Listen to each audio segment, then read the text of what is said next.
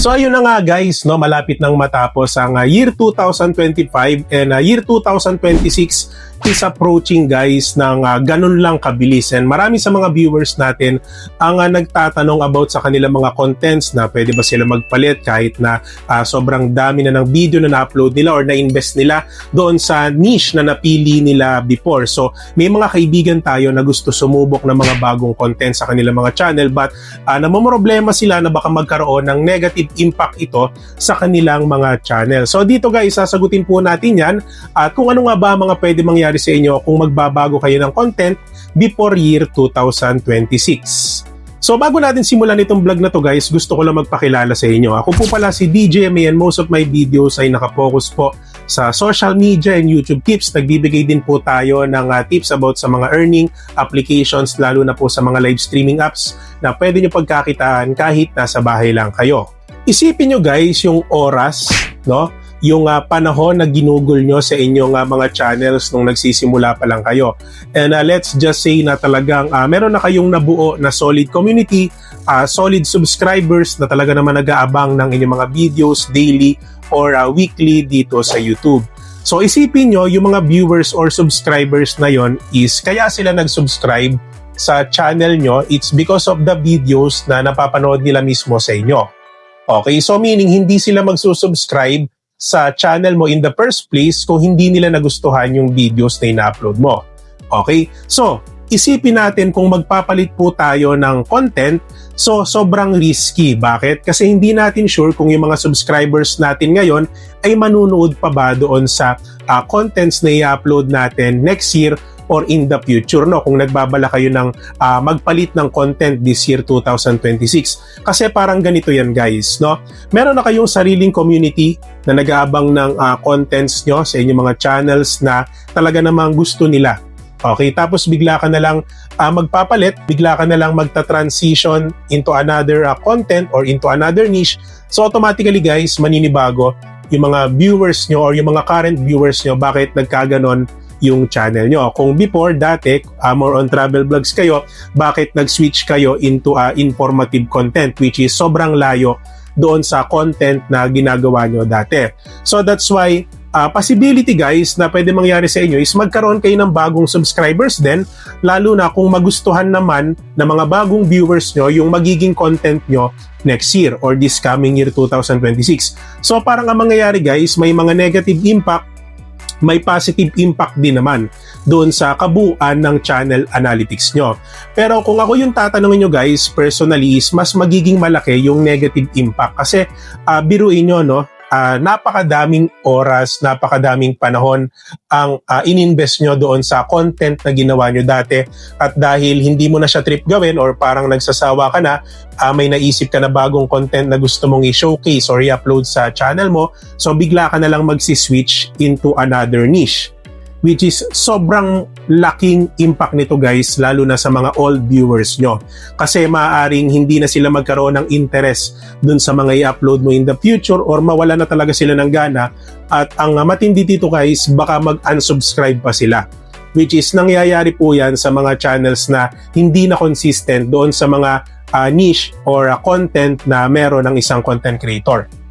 Okay? Kasi ako guys, personally, naranasan ko na po ito na mag-upload ng iba't ibang klase ng video sa aking channel. May mga videos ako na tumataas ang views, may mga videos naman ako na sobrang baba ng views na almost hindi na talaga umaangat. Okay? So technically speaking guys, na kung talagang hindi po tayo magiging consistent doon sa magiging content natin or talagang decided na kayo na magpalit talaga kayo ng niche this year 2026, is make sure guys na ready kayo na tanggapin yung consequences na pwedeng makuha ng channel nyo. Kasi for sure, yung mga dati nyong subscribers, no, is mawalan sila ng interest dun sa mga magiging content mo in the future. Pero hindi naman sa lahat ng pagkakataon guys, ganun lagi yung nangyayari. Kasi may mga subscribers naman tayo na hindi lang naman sa content natin nakatutok.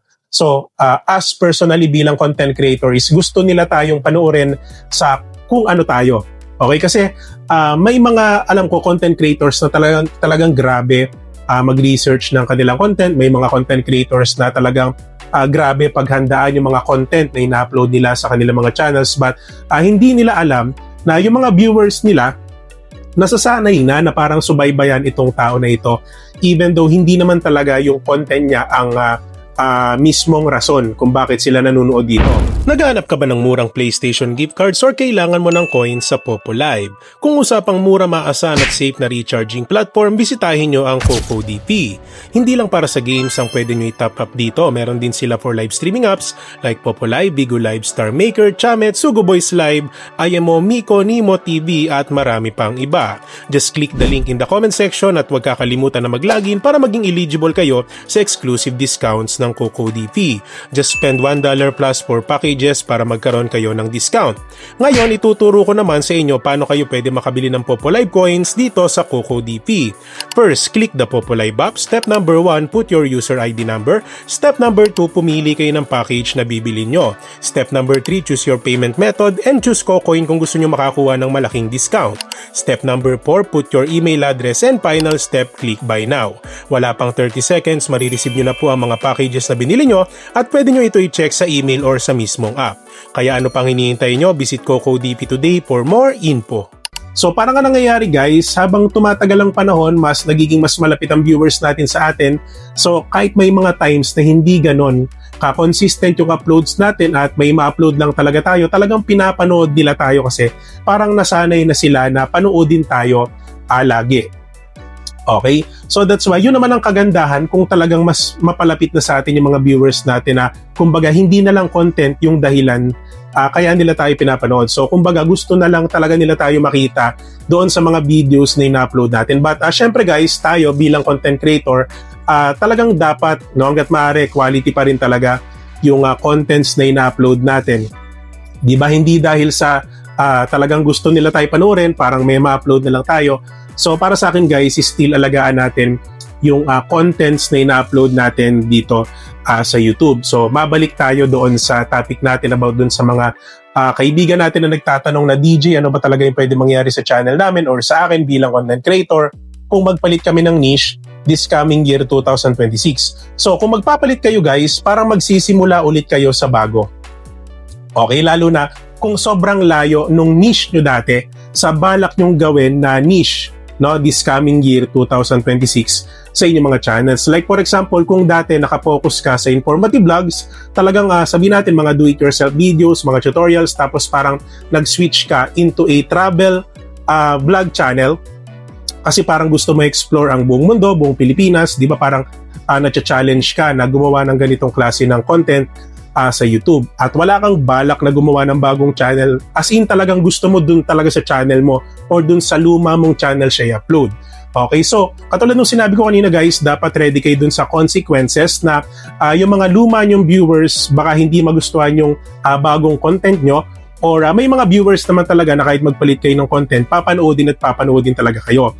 But syempre guys, no, it takes a risk or talaga may mga risk yung every decision natin as a content creator dito sa YouTube.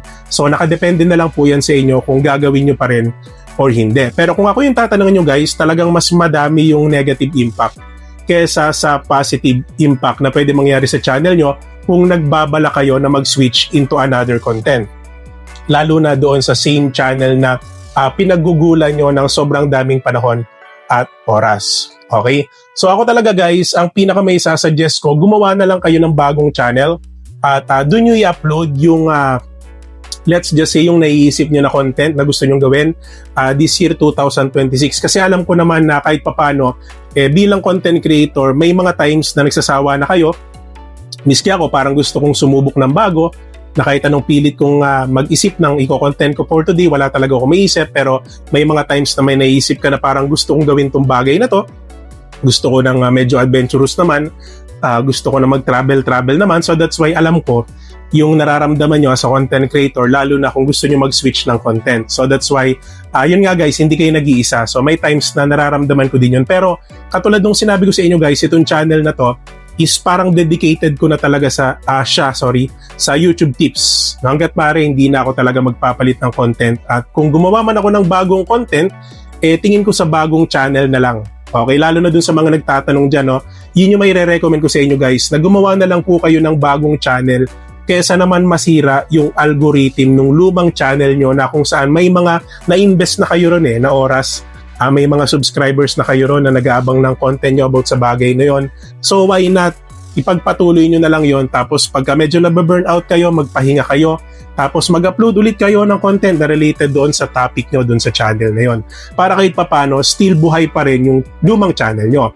But kung gusto nyo po talaga gumawa ng bagong niche, or gusto nyo subukan yung mga bagong bagay dito sa YouTube, especially this coming year 2026, so pwede naman kayong gumawa ng bagong channel. Okay, para kahit papano, nakakapag-invest kayo ng panibagong contents doon sa bagong channel nyo.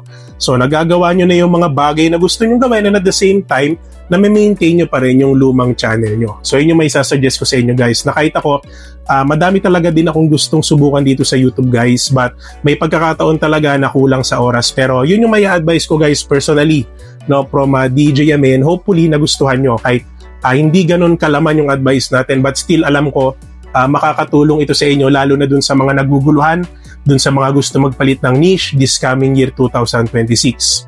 And kung sa tingin nyo guys, may natutunan kayo sa vlog natin for today, don't forget to subscribe our channel, DJ May, for more videos like this. At syempre guys, no, mega love shoutout pala sa mga solid viewers natin na nag-aabang ng vlog natin.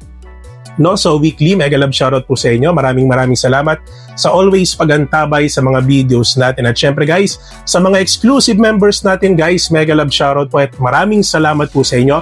Bilang perks guys, ipineplex po natin sila every end of our video. At syempre guys, once a month, pinopost natin sila sa ating community para kahit papano mas makilala po sila ng ating mga viewers. At guys, kung medyo nabitin kayo sa vlog natin for today, meron tayong mga videos na iiwan natin sa end screen. Ayan, para kahit papano mapanood nyo pa. At meron din tayong DJMA YouTube Tips playlist na pwede nyo pong panoodin kung medyo bitin kayo sa vlog natin for today. So yun lang naman guys, maraming salamat sa panonood and God bless po sa ating lahat.